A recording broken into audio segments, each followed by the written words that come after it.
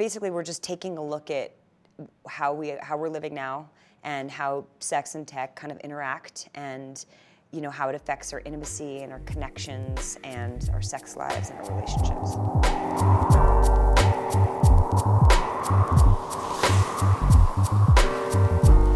The third episode is about female porn directors. This looks at women who are behind the camera and really focusing on the fact that they see a need for women to be more empowered and just go more into female sexual expression.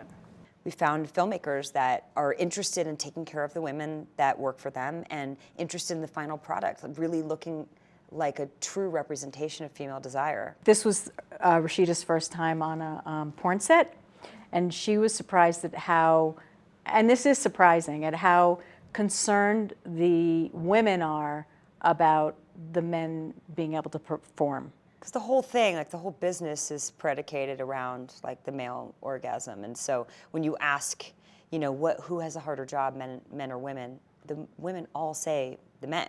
One of the more suspenseful scenes I've seen on TV where you just are rooting for our character to come. Is there anything you learned from these female filmmakers?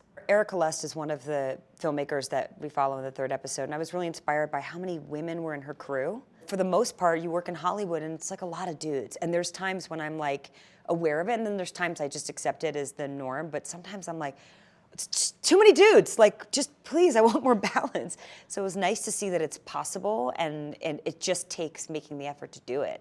Less than 7% of the top 200 films are directed by women. I mean, how does that make you guys feel? Fierce.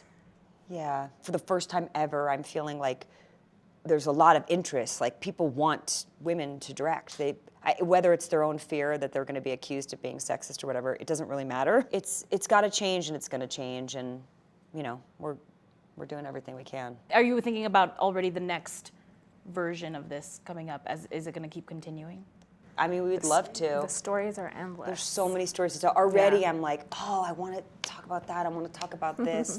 When you go to sex and technology, it's never not going to be a thing that people are interested in and that people are engaging in. So there's so much more to say. So yes.